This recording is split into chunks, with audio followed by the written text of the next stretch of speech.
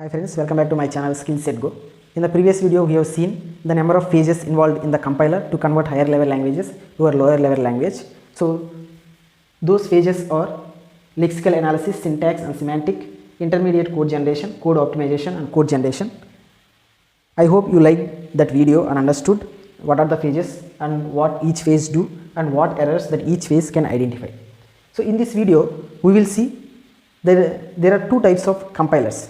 So one is multi-pass compiler and one more is one-pass compiler. So we will see what are those compilers. So in previous video we have taken a simple statement, a line of code and taken an example to pass all the phases.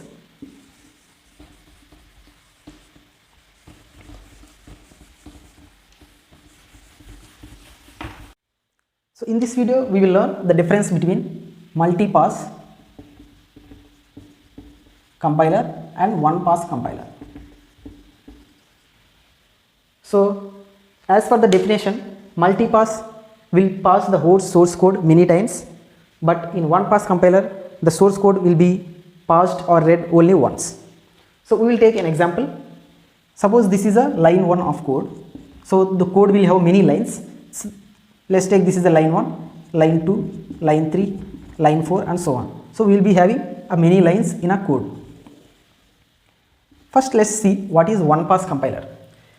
So in one-pass compiler, first it will read a line 1 of code, then it will do all these phases for that first line. Then after completing all these phases for the first line, then it will read a second line and it will do all these phases. And it will take a third line and it will do all these phases. So like that it will complete all lines of code. So as a result, we have gone through this code only once. We have taken the first line and did phases. We have taken the line 2 and followed these phases. So we have executed or we have taken these lines only once. That's why this compiler is one-pass compiler. But in multi-pass compiler, it is not like that. In multi-pass compiler, first it will take a line 1 of code and it will do only lexical analysis. It won't do other phases in the first pass.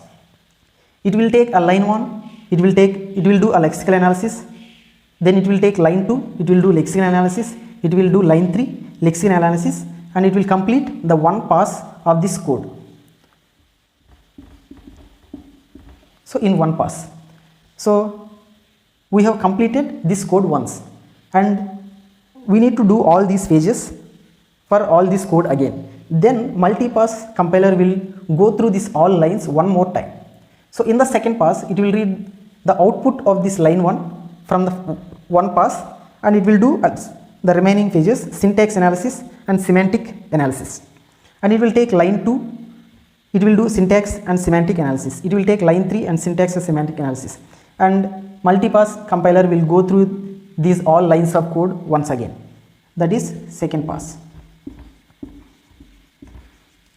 So we have completed this phase in the first pass, we have completed these two phases in the second pass, and the multi-pass compiler will read again this code line by line and it will complete the remaining phases in the last pass or the third pass.